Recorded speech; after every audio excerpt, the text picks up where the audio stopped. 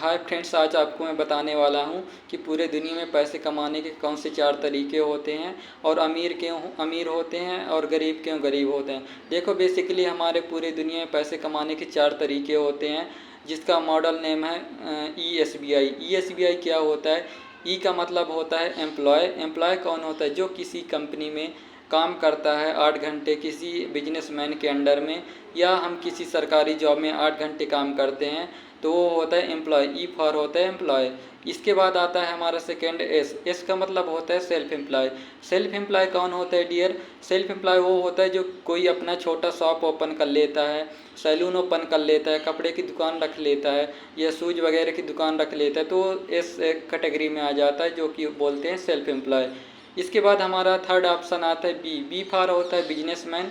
Businessman कौन होता है? बिजनेसमैन वो होते हैं जो अपने अंडर में कम से कम हज़ारों लोगों को काम पे रखते हैं। कम से कम 1000, 2000, 10,000 लोग काम को रखते हैं और उनको काम करवाते हैं 8-8 घंटे। तो यदि एक बिजनेसमैन अपने अंडर में 10,000 पर्सन को हायर करता है, तो एक दिन में उसके कितने घंटे हो गए? सीधे 80,000 घंटे हो गए, क्योंकि 10,000 पर्सन यदि एक दिन में 8 घंटे काम करते हैं तो 80,000 घंटे हो जाएंगे।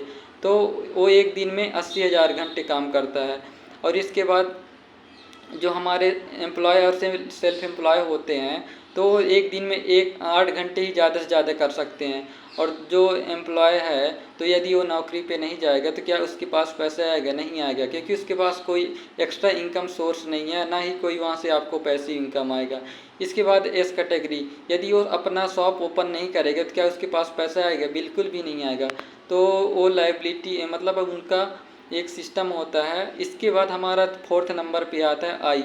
आई का मतलब होता है इन्वेस्टर। इन्वेस्टर कौन होता है? इन्वेस्टर जो बिजनेसमैन होते हैं, उन्हीं में से 1 या 2% इन्वेस्टर बनते हैं, क्योंकि इन्वेस्ट करने के लिए हमारे पास लाखों रुपए चाहिए और उसमें रिस्क लेने की कैपेसिटी होना चाहिए, जो कि हमारे मिडिल क्लास फैमिली में बिल्कुल भी नहीं होती है। तो आई वाले जो कैटेगरी होते हैं इन्वेस्टर, वो क्या करते हैं? किसी रियल इस्टेट में इन्वेस्ट करते हैं, उसको बाई करते हैं, उसको रिपेयर करवा के अपना परसेंटेज 20%, 30% इंक्रीज करके उसको बाई कर देते हैं।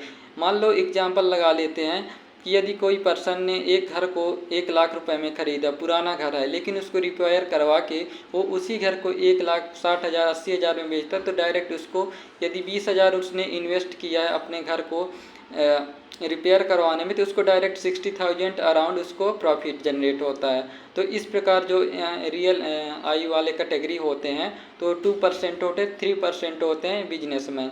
तो जो आई कैटेगरी होता है, तो वह कहाँ पे इन्वेस्ट करते हैं? या तो रियल इस्टेट में इन्वेस्ट करते हैं, या तो अपना जैसे मान लो शेयर मार्केट हो गया, और शेयर मार्केट हो गया, स्टॉक मार्केट हो गया, म्यूचुअल फंड हो गया, तो वहाँ पे अपना इन्वेस्ट करते हैं और वहाँ से शेयर खरीदते हैं, उसको कम से कम 2 साल 4 साल के लिए वहीं पे इन्वेस्ट कर देते हैं।